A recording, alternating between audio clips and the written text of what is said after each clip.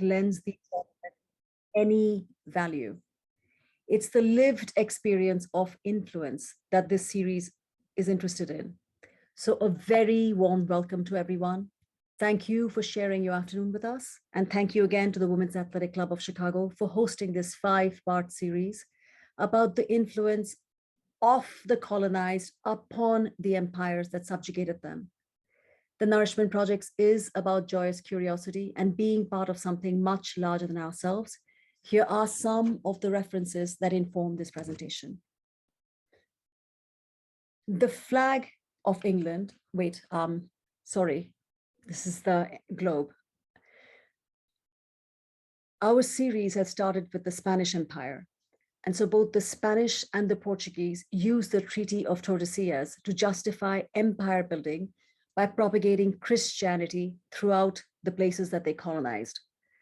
The Dutch Empire was indirectly about religion also, because it was the unfair Catholic taxations that spurred on the need for autonomy for the creation of the Netherlands and Protestants.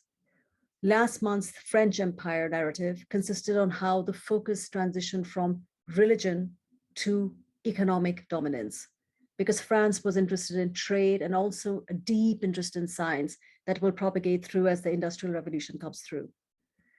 The motivation for this series was really to better understand our current geopolitics.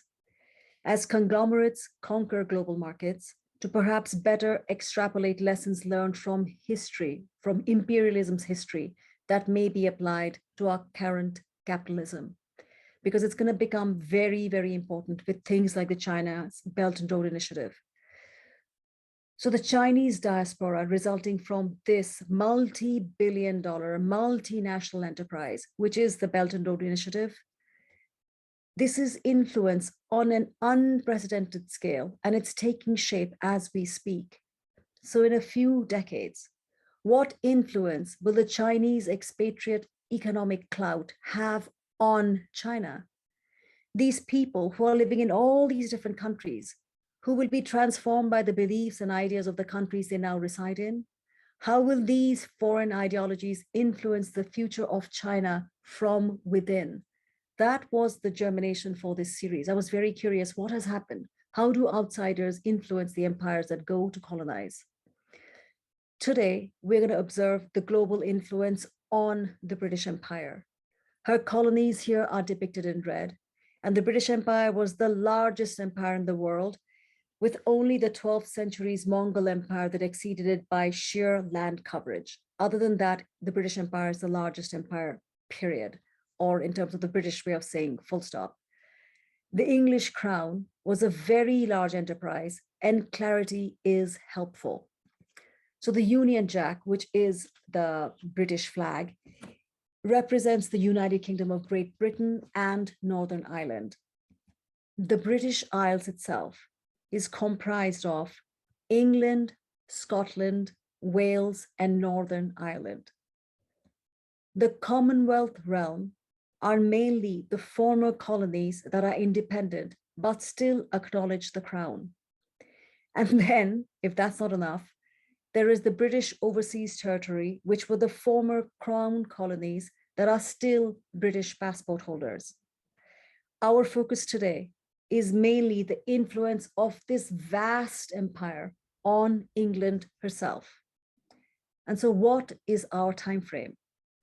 With the formation of America, which is effectively the world's first Brexit, Britain lost some of her oldest and most populous colonies in 1783.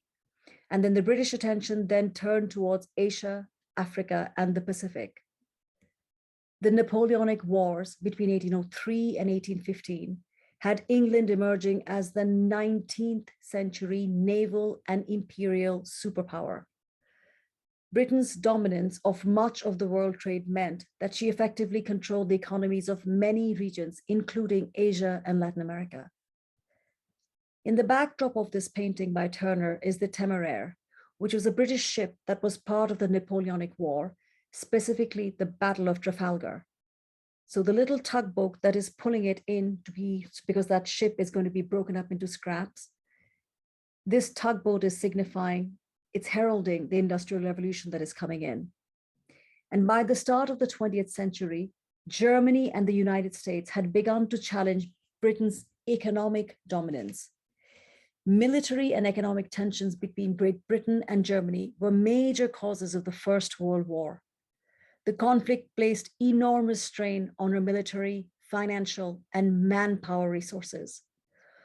Although the empire achieved its largest territorial extent immediately after World War I, Britain was no longer the world's preeminent industrial or military power. After the Second World War, despite the final victory of Britain and her allies, the damage done to the Britain's prestige helped accelerate the decline of the empire. It was the time of the larger decolonization movement in which Britain granted independence to most of her former colonies of the empire. So the Suez Crisis was an invasion of Egypt in the late 1956 by Israel, which was followed by invasions by the United Kingdom and France. The aim had been to regain control of the Suez Canal for the Western powers and to remove the Egyptian president Abdel Nasser, who had just nationalized the foreign-owned Suez Canal Company. Now, to emphasize the importance of the Suez Canal, one just has to recollect that during the early days of COVID, do you remember when there was a delay of all the Amazon shipment I think it was last year, simply because one ship had accidentally blocked the global shipping route? That is how important the Suez Canal is to the world trade. And this trade route was equally important in the 20th century. So when the Suez Crisis happened, the US President Dwight D. Eisenhower strongly warned Britain not to invade, and he had threatened serious damage to the British financial system by selling the US government's pound sterling bonds. So such political pressure from the United States, the Soviet Union, and the United Nations led to a withdrawal by the three invaders. And this episode signaled the decline of the Great Britain as the world's great major power. And the transfer of Hong Kong to China on July 1st of 1997 effectively marked the end of the British Empire. A byproduct of that British Empire, the Commonwealth now is mainly a trade network. And a major impact on trade is Brexit, Britain's exit from the European Union. It came into effect on January 1st, 2021. So it's a recent, and it's a continuous thing now. Negotiations are continuing, such as European boats' fishing rights in the UK waters. The lasting effects of Brexit will be interesting, especially with the current Ukrainian crisis. So again, here is a map representing the British Empire of the early 20th century. Let's not forget that a vast part of the eastern seaboard of the North America was once English. Her first Brexit called the 13 colonies. The current geography of the former British Empire includes now the republics of India, South Africa, among many of the other countries, because the Commonwealth list of countries is rather long, and it now also includes places like Mozambique and Rwanda, both countries that have no historical ties to the British Empire. Because Commonwealth status eases trade relations, those countries have joined. So our focus, again, is the timeline after America's independence from England. So what leaps to mind when one hears the British Empire or England or the Crown? If I say that, what comes to mind? Because you're all muted, I'm going to make some assumptions. And so I assumed perhaps, per the TV show The Crown, some of you might have thought the royal family. Okay, and since our time frame is beyond Elizabeth I's reign, it has to start with the Victorian era. So I thought, okay, Queen Victoria herself, which is ironic, for she herself embodies outside influence on the British Empire, specifically German influence. Victoria was the product of a succession crisis in England's royal family that occurred when Princess Charlotte, the presumptive successor of King George, and her infant son died during childbirth. One of Charlotte's brothers hastily married a widowed German princess and became the first to produce an heir. Born in 1819, Alexandrina Victoria was a direct successor to the crown. And as Queen Victoria, she had a 64-year rule. But at the beginning of a monarchy, Britain was seen largely as a trading power. But under Victoria, through things like colonization, it grew by 10 million square miles and 400 million people. Those gains, though, came at a tremendous price. England was almost constantly at war during Victoria's reign, and the colonialism practiced in her name involved brutal subjugation. So from Victoria herself, we see the influence of the outsider, the German influence, her maternal heritage. What else comes to mind when one thinks of England? I'm going to make some guesses. Hopefully some of you think the same way. English gardens was one that came to mind, the bucolic English meadows. And irony is deeply buried in the seeding of the English garden, because to no small measure is the identity of an English garden the mere fact that we are not French. It's so true. France and England constantly jockeyed for global dominance, and that animosity is evident even in their garden designs, because they saw garden as national brand. In fact, there's a poem by Rudyard Kipling that starts off with, "Our England is a garden." And so the manicured, controlled precision of French gardens, as shown on the left, versus the more laid back, natural look of the English garden as depicted on the illusion on the right. It is really an illusion because it is all subterfuge. This seemingly natural look of an English garden is a product of cultivation and strict maintenance. In the influential gardener William Robinson's book, the frontispiece has a Victorian mother walking with a child in the wilderness. See, there they are. Such a flagrant disregard for safety would never happen in Victorian England. This is completely cultivated wilderness. And to achieve this sort of, I don't know, quotes, natural beauty, British plant hunters were disposed throughout the global empire to collect and bring back plants. The highly respected Kew Gardens was a business enterprise. Plant hunters like Joseph Banks and Francis Kingdon Ward traversed the planet to find interesting and lucrative species for the British Empire. The rubber plant of South America proved an economic boon for England. And in terms of beauty, Francis Kingdon Ward is credited to have brought back the magnificent Himalayan blue poppy. But I must tell you, the sheer poetry of his writing style almost rivals the beauty of the flower herself. So 17th and 18th century brought to the English botanical world gems from around the world, including Russia, America, and South Africa. So for example, the horse chestnut tree came from Albania and Macedonia. The Arctic rose came from Russia. Agapanthus africanus from South Africa, the blue lily. The tea tree from Australia and New Zealand. And so these are all former colonies of the British Empire. Plants were imported from there. The myrtle that is carried in the wedding bouquet, and it has become a tradition in the royal family. One can see that this is a picture from Kate Middleton's marriage. I think that's that sapphire ring that was given to her. My daughter pointed that out to me. All stuff I don't need to know. Well, that myrtle itself is imported to England from Australia. When the treasure chest of the Himalayas came under British dominion, beauty burst open, because almost every rhododendron and azalea plant in the world, almost all of it, has originated from the Himalayan region, and they beautify our planet. The majority of the plants that lend charm and grace to the proverbial English garden are immigrants. It's complete outside influence. And that is why England can have such impressionist-like quality in their gardens.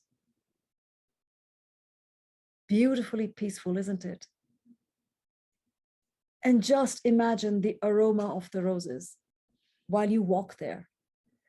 But even more importantly, because this might have been the Arctic rose climbing along the trellises and the pergolas, but beyond the individual botanical product from colonies, it is the mental influence that is the focus of this narrative. Remember, it is always the people, not the product, that holds lasting interest. One of the most recognizable English gardens in the world is Hestercombe, designed by the proverbial mother gardener of all English gardens, Gertrude Jekyll. Here is her great plat at Hestercombe. Now, please observe the quadrangular layout of this garden, a sunken parterre divided into 4 sections. That quartering of the plot is the central motif of an Islamic garden. The char bagh, char meaning 4. I'm going to point now. Here's the quartering of a plot of land. This 4-part design was picked up by the Islamic rulers from the design principles that was handed down from pre-Islamic Persia. So this kind of garden design has been around in areas of Mesopotamia from times of Cyrus the Great, and it's been handed down. The Islamic rulers were just besotted gardeners, and they build up on this. Gertrude Jekyll's extensive travels, which included Morocco, had introduced her to these Islamic garden traditions of North Africa and the Iberian Peninsula, because Spain has huge Islamic influence. The Moroccan door she painted on the right on the left, had influenced the design of the actual door that one sees on the right, which is near one of her homes in Munstead Wood. I think it's by her mother's home. So Gertrude Jekyll would have seen the sunken parterres in El Badi, Morocco. Perhaps she did. I don't know if she went here, but I would assume she did. A subterranean garden of orange trees divided into 4 quarters, each of the quarters 8 foot deep. So it's deep enough so that the tops of the trees reach the level of the path, so that one can easily pick up the fruit as you walk by in one of these pathways. And when in season, can you imagine how beautifully the oranges would stand out against the dark foliage? So Jekyll bought the Islamic ideas of sunken garden, the char bagh concept, which is the quartering of the space, to her English garden design. And because she was one of the most influential English designers of her time, these principles propagated and they were promulgated throughout English gardens. So Islamic gardens undergird many English garden principles. Another recognizable Islamic garden influence are the rills themselves. This one shown in Hestercombe. Rills are water channels that are used for irrigation, except they are done with beauty, so they enhance the garden itself. Along other influences in Hestercombe and many other places, English gardens worldwide, these plants, Niphophilus, they're also known as red hot pokers. It's a product of South Africa. So colonial influences comes in through the products, through the garden designs themselves. And after Hestercombe, another garden gem is Sissinghurst in Kent, England. And even though Vita Sackville West is credited for it, it is as much, if not more, her husband Harold Nicholson's work. It was he who masterminded its intricacies, expertly connecting each of the garden rooms, and was likely inspired by the geometrically precise Islamic gardens he saw during his diplomatic postings in Constantinople and Tehran, Iran. This garden, Sissinghurst, is of enduring supremacy. And another draw of Sissinghurst herself is her moonlight garden, a garden of only white flowers, beauty that blossoms as darkness descends. At night, the intense jewel-like colors in the other parts of the garden sink into the shadows, and the white flowers, the luminescence of white just comes alive. Can you imagine on a full moon night, the eerie moonlight bathes all these plants, making the white flowers glow and the silver leaves gleam. Magic simply spills over when you think of the perfume of night stalks like Nicotiana and jasmine. Add to this the presence of fireflies, and the enchantment is absolutely complete. This idea of the moonlight garden came to England from India. The Rajput princesses knew of the sublime pleasures of a night garden, of a white garden, Mehtab Bagh. Colonization of India introduced these ideas to the English mind and influenced the English garden designs of England. Moonlight glistening off the white marble. It's the abode for the beloved and the lovelorn.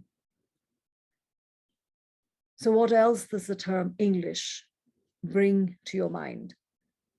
One thing that brought to my mind was English craftsmanship. This magnificent wooden imitation of Venetian needlepoint lace is the work of Grinlin Gibbons, a master craftsman whose wood and marble panels adorn many of the homes one visits in a national tour when you go to England. He's also associated with the architect Sir Christopher Wren, who had designed St. Paul's Cathedral and done a lot of the work at, I believe it's Cambridge. Gibbons is the Michelangelo of English craftsmanship. This renowned English craftsman is Dutch-born. Continuing on all things English, we move on to the very recognizable English drink, gin and tonic, and a very common brand, Bombay Sapphire. I guess technically speaking, they should call Bombay Mumbai now. And they even have Queen Victoria on the label itself. The drink's creation story is really well outside the sceptered Isle of Great Britain. So malaria is a tropical disease caused by mosquitoes. The Spanish invaders in South America had found a solution to malaria by drinking bark of the cinchona tree, and the bark was called quinine. Britain passed on this idea to India and made it available to the British military troops there because the swamps of India were breeding grounds for mosquitoes. The number of British soldiers in India who succumbed to malaria were more than the ones they lost to the war. And so army officers in India in the early 19th century took to adding a mixture of water, sugar, lime, and gin to the quinine in order to make the drink more palatable. Thus, the birth of the cocktail, gin and tonic. So we should all raise a glass to the mosquito. Speaking of drinking, when we do, music helps. And so it was not just the band Beatles' documented love of India. The more rebellious Rolling Stones has a connection to India as well. Rolling Stones is influenced by the other. That's the whole point of this presentation. So in the 60s, India was trendy, and Mick Jagger, the lead singer, was interested in the Indian nature of the illustration on the left. So contrary to popular belief, that logo is not really about him sticking his tongue out. That was not the genesis of it. Mick Jagger felt that that logo gave it an insouciant, rebellious quality to his band. But he hadn't realized the tongue sticking out is associated with, in Bengal, with the goddess Kali. I'm from Bengal. Bengal used to be the state which had the first British capital. That's the city was Calcutta. And so goddess Kali is revered there. Kali Ghat, which is central to the port city, is named after the goddess Kali. And so to recap so far, here are some of the colonial influences in England on all things Great Britain. English gardens, English drinks, English bands. So are there other outside influences on all things that we assume to be England? Well, let's see. How about the English language itself? 29% Latin influence in the language. Terms such as animal, library, lunar, all outside influences on the language. From the Bible, which was Greek mainly, and then Hebrew and Latin. Latin came much later. The Greek influence on the Bible includes terms like climate, android, politics. And so, technically, that thing that they say that when Jesus came out and when he came back from resurrection and he saw Mary Magdalene, and that he is said to have said, Noli me tangere, the real Jesus wouldn't have spoken Latin. If anything, he would have spoken Hebrew or Greek. But he is omnipresent. He can speak any language he likes. Maybe he spoke Bengali, who knows? And ironically, England's historical rival, France, shows up in the English language as well, 29%. That is why we have the term poultry, even though the term chicken is around. So the larger geography of England has waxed and waned across the English Channel. Poultry, from the French term for chicken, poulet, isn't that interesting? And trade itself, which was a motivation for colonization for the British Empire, helped birth words that are now assumed English. So the term cash that we so readily use, cash is king, that comes from the Portuguese word cayaksha, the term Mandarin, originally a Chinese term. And these words all come from the tea trade, which by itself, the term tea isn't English, let alone the English habit of drinking afternoon tea. These are not English at all. In most of the outside world, including where tea originally comes from, China, the term for what we call as tea is cha. The plant and the drink was introduced to the Western world by the Dutch, who had acquired it from areas near Java, Indonesia, Batavia, where it is known as teh, thereby the term tea. So the ubiquitous English tea habit is anything but that. Tea embodies the influence of colonization on Great Britain. So tea was introduced to the English courts when the Portuguese Catherine de Braganza married Charles I. The ships that brought the lightweight tea leaves used to be packed with Chinese porcelains acting as ballasts. And so porcelain became a trade in Europe because the pretty cups helped spread the tea addiction, because beauty is addictive itself. Tea and porcelain were both markers of wealth. And side things developed, things like silver paraphernalia, because how will you show you have wealth, have tons of silver stuff laying about for every odd detail?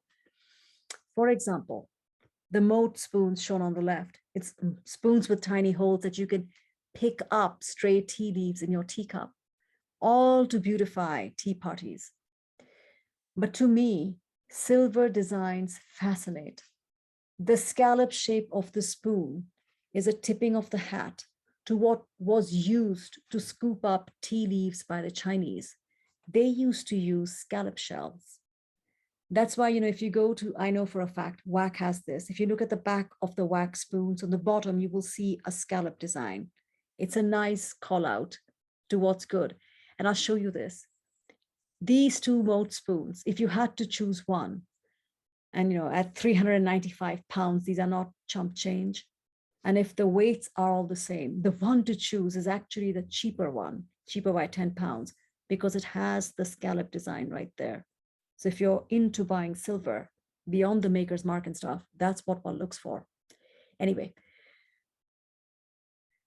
though this is not part of today's focus, I just wanted to point out for those who are interested, because it's really fascinating, the impact on and by women in the silver industry, both in America and England, is a fascinating tale.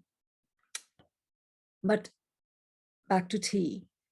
The love of tea cemented routes from England to China, and tea factories from competing nations sprouted in Canton. The Chinese initially never allowed foreigners onto the mainland, and so the Western world had no clue how to grow tea. One might say tea lent a hand in the proverbial first Brexit, the forming of America. The Boston Tea Party was the result of unfair taxation on tea by England for the colonists, and that had spurred on the desire for independence for the 13 colonies from England because you had taxed tea unfairly, which led to the eventual formation of the United States of America. And soon tea was consumed all over the world, a large part of which was ruled by the British Empire. Self-sufficient to the core, China needed nothing from the outside world and expected payment for tea to come from silver. This used to drain the British Empire, and the determined financial solution to deal with the draining of silver was opium. On the left is the Sèvres porcelain tea kettle. On the right is the opium kettle. Opium addiction spread like wildfire in China, largely due to the fact that Britain and America supplied it. Great Britain grew opium in regions of Bengal in India, and then they sold this to the Chinese drug dealers who paid for this opium with silver. And this silver was rerouted through English ships to buy tea back from China. In fact, I don't know if you can see that little that's brass container. That's almost like 250 years old. It's an opium container. There's no opium in it. I just thought I saw it somewhere on sale. I was like, oh my God, look at that. How interesting is that? So eventually all this sort of going back and forth led to two opium wars, and the first of which made China cede Hong Kong to the British Empire. By the Second Opium War, China was forced to open up more ports and opium was legalized. Opium trade made money for the British Empire. So initially, the British assumed control over the Kowloon Peninsula. And in 1898, London agreed to lease the new territories from Beijing for a period of 99 years. That is why on July 1st, 1997, China resumed control over the leased land Hong Kong, and eventually, after a series of secret negotiations, over the entire territory. So tea influenced the world geographically, financially, and laid bare historical, moral bankruptcy. Tea has influenced England in ways an hour cannot even begin to touch. Because, having tea, one drinks tea with milk and sugar. Desire for sugar with tea fueled the slave trade. So it's a long story. But so when experiencing an afternoon English tea in any of the London hotels, the reading of the tea leaves indicate tea's global influence on England. And speaking of reading, the Mad Hatter's Tea Party in Alice in Wonderland story, as it sets in the book itself. I love this book. What is it? Clean cup, move down. And so our story is going to move on down now to English literature itself. So how purely English is some of the English literature? After the travel journals of Marco Polo, and this became very popular, the 17th century magnum opus by the Anglican cleric Samuel Purchas was Purchas, His Pilgrims. It was a several volume report by travelers to foreign countries. It's almost like, what do we call it now? When we look up travelogues, that's exactly what it was.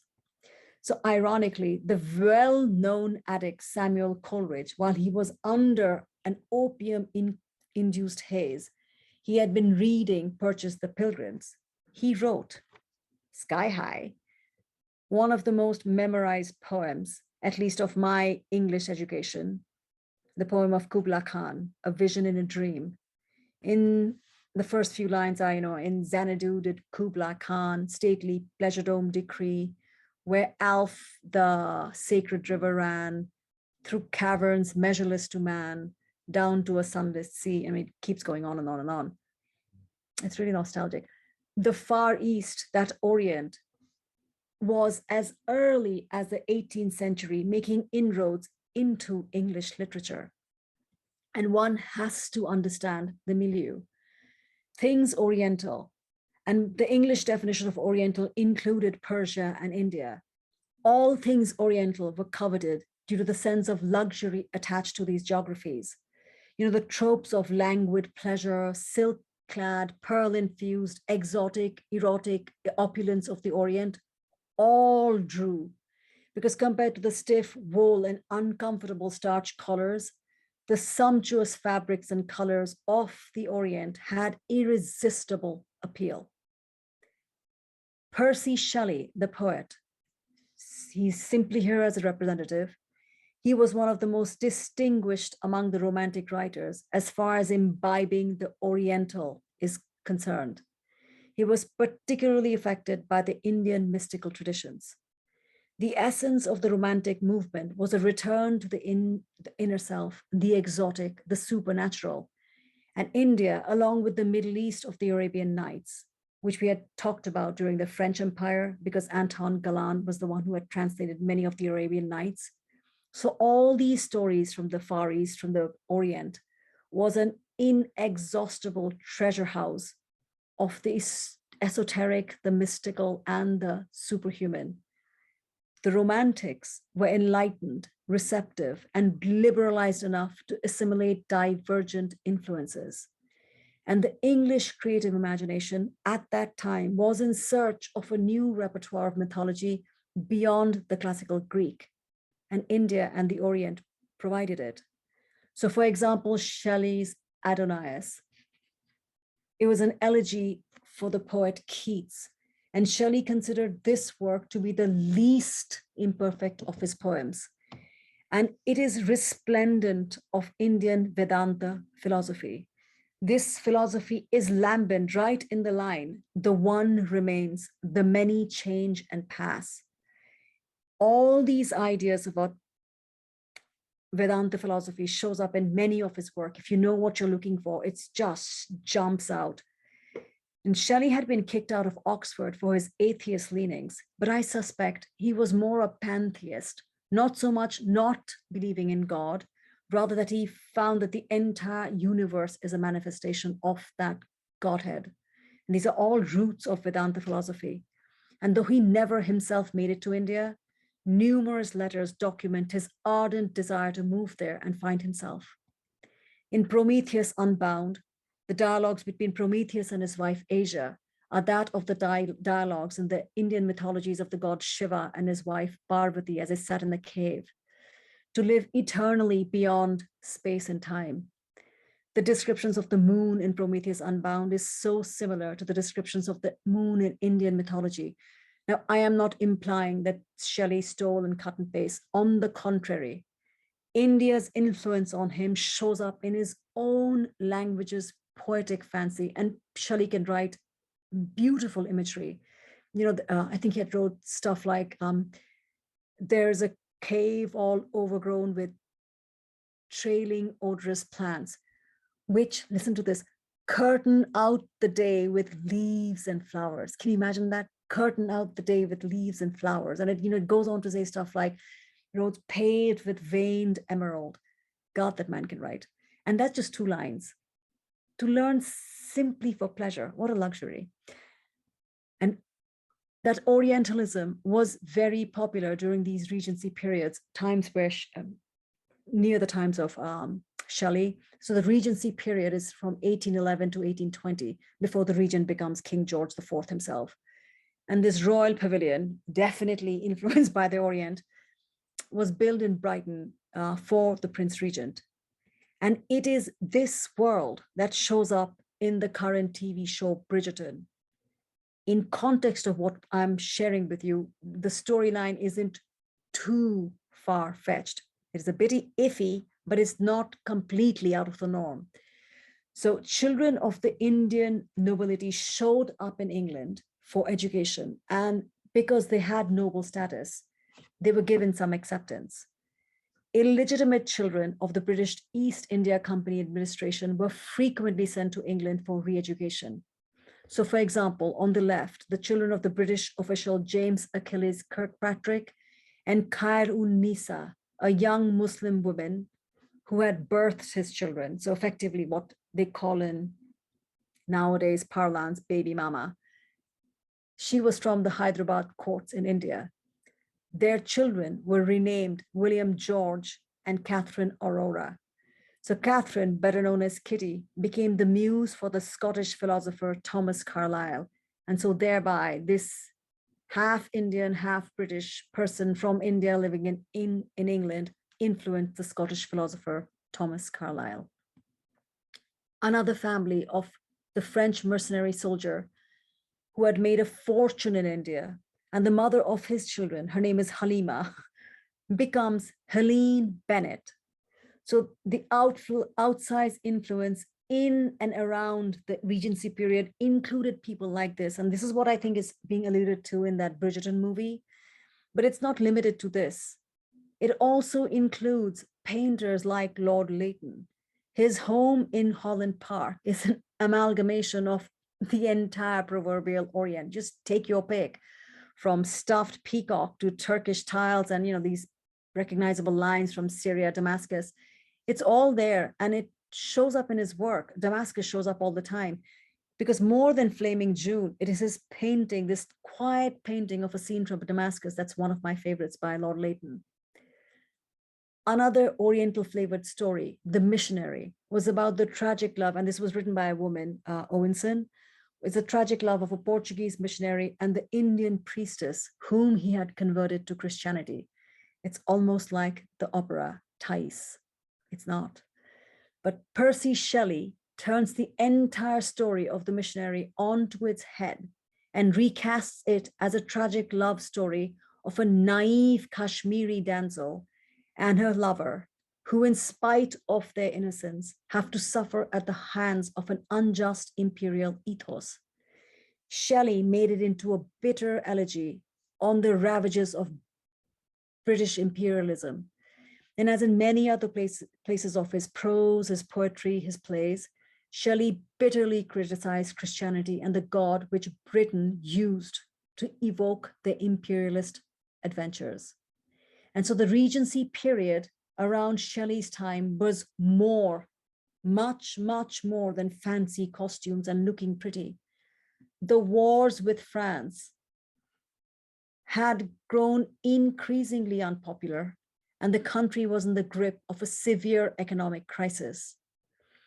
His writings condemned the effect of imperialist war on British workers and poor people, soldiers who came home to, and I quote, withered and sapless, miserably poor, relinquished from his wounds to beg from door to door, close quotes.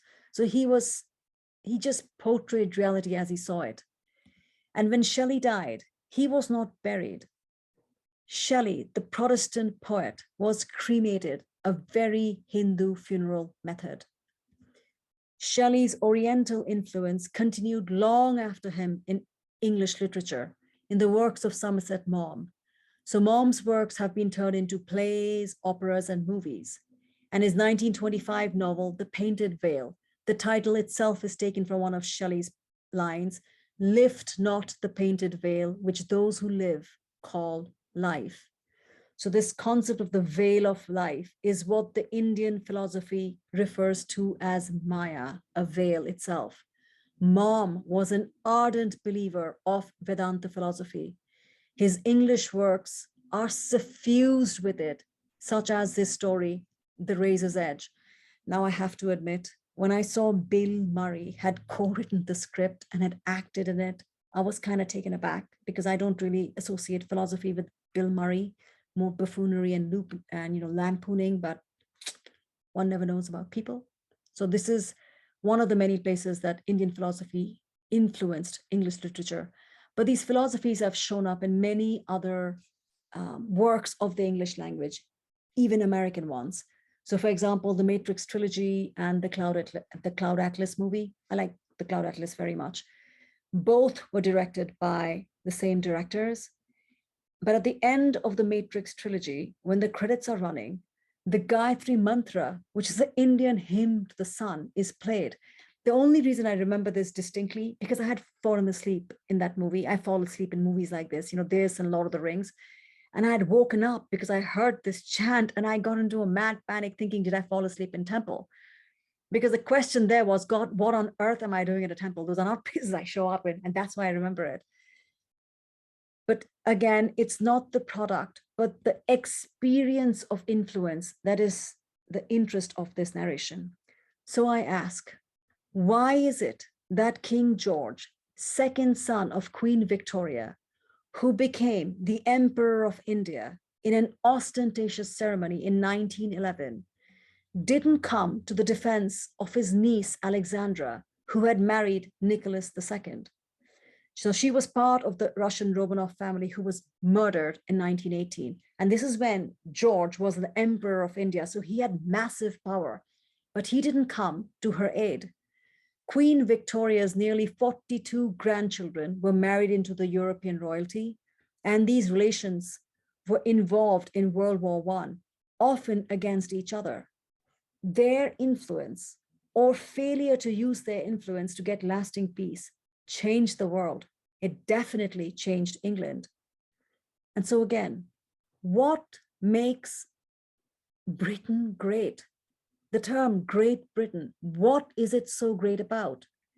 It's definitely not the loot and the treasures in the museum. Keep all those baubles. It's the people. And so who is Britain? Who are the people who make it great? The ones fighting for British values, Western values, nurses tending to the wounded soldiers to be cared for services provided. And that was from World War I, and it goes well into World War II. V for the victory, for the Allies, for the good. Now, who is this British that fought for the glory of Great Britain? Because Churchill himself is an import. He is half American. His mother is American, fabulously wealthy American, but she's American nonetheless.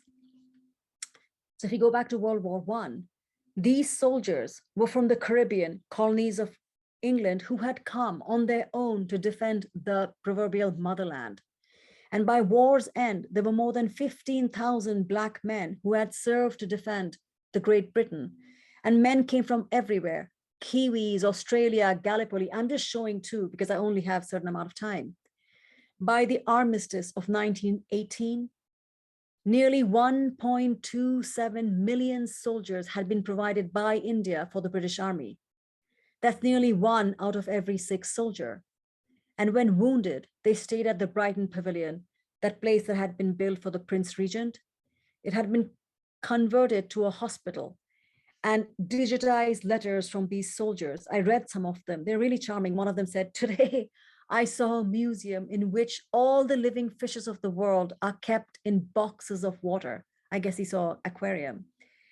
And many of these soldiers came from the poor Indian countryside. So this was all new to them. And it reflects in the letters. A letter from an Indian soldier from Paris simply said, "What is Paris? It is heaven." And when the Indian soldiers served in Europe, they were amazed by the openness of society. Many letters sent by these soldiers to their families talked about the need for Indian women to be educated and for them to utilize their time better. And when many of these men returned home, they ensured that their daughters went to school also. All these things we don't consider. And keep in mind, all this despite the fact that the British Army hired male orderlies to take care of the Indian soldiers. Look at in stark contrast to this picture where you have I know it's a photograph, 3 women to the soldiers. For them, they had hired male orderlies because the British Army did not want the possibility of romance between white nurses and the brown Indian soldiers. So the vast majority of British soldiers in Mesopotamia, which is Iraq, were Indians. Photographs completely document this. And these areas of Mesopotamia, even through the times of war, and these were also the times where the geopolitical game, the great game was going, because everybody's going down to the Far East to get, treasures from the deserts, things of the Don Juan. The photograph on the left is showing 2 Oxford alums, Leonard Woolley on the left, and I'm going to point T.E. Lawrence. Both worked for the British intelligence services against the Ottoman Empire, because Ottoman Empire carried all these areas which we call the Levant, which we now call Iraq, Syria, all of that. T.E. Lawrence goes on to become the Lawrence of Arabia, who was later depicted in the movie by Peter O'Toole. And they were both archaeologists. So they dug and discovered things that ended up in institutions and museums in Europe and beyond. And this affected not just Europe. The founder of the University of Chicago's Oriental Institute, James Breasted, he traveled in these areas during these times. And his itinerary is very interesting and instructive. Look, he goes from from Chicago to Egypt, then to Bombay to get to Iraq, because Mesopotamia is Iraq. That's almost like saying, I went to New York from Chicago via London. Now, why that route? This letter sheds some light. He got help from the British Army. I'm not implying James Breasted was a spy, nothing of the sort. It's just that despite having financial access to Rockefeller's money, because these were times of the war, everything had to go through the British Army. And if you look carefully at historically uncropped photographs, even at the Oriental Institute, you will see James Breasted standing triumphantly by discovered objects that had been excavated by Indian soldiers of the British Army. So the Indian soldiers of the British Army helped find artifacts that adorn institutions in both Europe and America. These things happened over and over. The very Hungarian Aurel Stein, who discovered the Diamond Sutra in the Dunhuang caves of China, and he had discovered this in the early 20th century. He later became an English citizen. And then this Englishman discovered things that brought glory to the British Library, because the Diamond Sutra is the world's oldest printed woodblock manuscript. I assure you, China wants it back. Again, I'm going to point Sir George Macartney, a British diplomat who was essential for all the treasure and plant hunters who scoured the Himalayan regions to bring glory back to Britain. Great Britain, the powerhouse of wealth, might, and knowledge. Knowing that, it is more saddening than interesting to me to know that Sir George Macartney spent all his life trying to hide his Chinese heritage. His mother was Chinese. She had noble Chinese background, and his father was British, but he spent all his lifetime hiding half his identity. Though his life was devoted to the British Empire, he knew and he felt to his bones that that same empire would not accept that half of his identity. He would be shunned like a pariah if they found that out. So really, what makes Britain great? It's not these objects, and these objects were dubiously found by British armed forces in Ghana. This one comes from Ethiopia. And these are all contested objects that the original countries want them back. God knows why.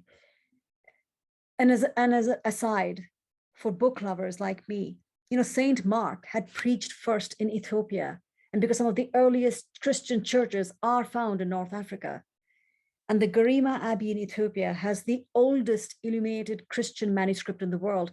And marvelously, this 1500-year-old manuscript is still used. It's not put away in a museum. It's actually used still now. Talk about lived experience. This book is older than the Book of Kells. And I just want to share that with you, things that we don't see beyond the museums. And Ghana, the way we found that gold weight, Ghana was known for her gold. When the British first reached there, they were astounded by the wealth of the royal courts of Ghana. However, as the 19th century progressed and the need for trade dominance intensified, the political illustrations painted the Africans as cowering, semi-naked people. They were nothing like that. This sort of propaganda helped justify saving these alleged heathens through brutal colonization, triumphant imperialism. Come World War II, behind the first few lines of Scottish officers, there are hundreds of Indian foot soldiers. And in reality, hundreds of thousands of Indian soldiers died fighting for the British Empire. Nearly 325,000 to almost 350,000 Indian soldiers died in World War I. because they fought for an empire that they thought that they were part of, because India was part of the British Empire. So they considered themselves British citizens. So they came to defend their land. Though it was technically true, they were completely unaccepted even now. Because who is British? Because it was not enough that they died for the country to prove one's loyalty and love. In 2020, the actor Lawrence Fox, he was incensed because an Indian soldier had been included in the World War I movie 1917. He thought that was an example of wokeness, and he voiced his displeasure that the Oscar-winning director Sam Mendes, that he was forcing down diversity down people's throat, and that itself was racist. Forcing diversity by including one soldier, where in reality 1.27 million Indian soldiers had served Great Britain defending her during World War I. Lawrence Fox, the reason I bring this up, that actor was educated at one of the most prestigious schools in the world, Harrows. Is this an education? I wonder almost, I hope he was sipping a cup of tea as he pontificated about this. But the sad thing is, his comments are probably true for many people who might have supported Brexit, because what it shows is the sheer lack of awareness of how deeply influenced England truly is. Britain is greater, Great Britain, because of her colonies' influences on that country. And I am not talking about the treasures in the museums or the diamonds on the crowns and all this stuff that people want back. Keep it all. What I find worthy remembering is that for everyone like Lawrence Fox, there are countless others like Percy Shelley, like Patrick Geddes, like Constance Villiers-Stewart, like Lady Harringham, all these people, and they're just to name a few, who were unapologetically humanist. Patrick Geddes is a gem of a human being. He helped design Tel Aviv when those places were carved out. And people like the independent-minded aristocratic wife of the architect Sir Edwin Lutyens. She had grown up in British-controlled India, and she was a devoted theosophist. It was her influence that is in the design of the war memorial, the cenotaph. The idea of a moment of silence that accompanies this edifice or during celebrations, that idea of to be silent for 2 minutes came from one of Britain's colonies, South Africa. So all this comes into England from outside. The structure of the cenotaph itself is a sophisticated essay of form and geometry, because the form diminishes as it rises and expresses inarticulate grief of a wounded, war-damaged society. And Lutyens recognized the global society. There are no religious symbols on the monument because all races, genders, religions are fed into the slaughter that is war. There is greatness in humility. Now, I have a personal message for my dear English friend, Jack Andrews. You were afraid what I was going to show in this empire story, weren't you? Okay. India has been dominated by invaders for centuries.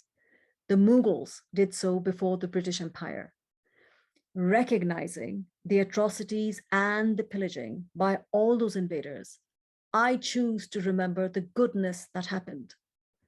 The societal ills of India that the Victorians shed a light upon. Things like child marriages, the atrocities of child marriages, sati, the Hindu custom of widows being burned on the husband's funeral pyre, which is pure greed cloaked in the garb of religion because they just simply wanted to get rid of her to have access to her money. Victorian ideas of enlightenment helped Indians there eliminate these barbaric practices. Without that sort of societal progress, which English influence helped propagate, my grandmother might not have been alive. Here she was 25 years ago at the age of 93. She is the greatest love of my life. I am from India. I don't hate the British Empire. I don't even think about them, even as I speak in your language, Jack. All that matters to me can be summed up in a few lines from the poet from your neighboring place, Ireland, Yeats, from his Man and the Echo. The lines say it all. What do we know but that we face one another in this place? We are forever influencing each other. That's the only thing that matters. I want to thank everyone for your time. And because this weekend is Mother's Day, many of you I know, I wish you all the joy and love for Mother's Day. And it's not just mothers. I'm not being, what do you call it, wokey. I think Mother's Day is about nurturing. And there are men in this who have nurtured me and helped me grow. Jack, you're definitely one of them. So I wish you all the love and joy this weekend. And as always, thank you for your time. I'm going to stop sharing now.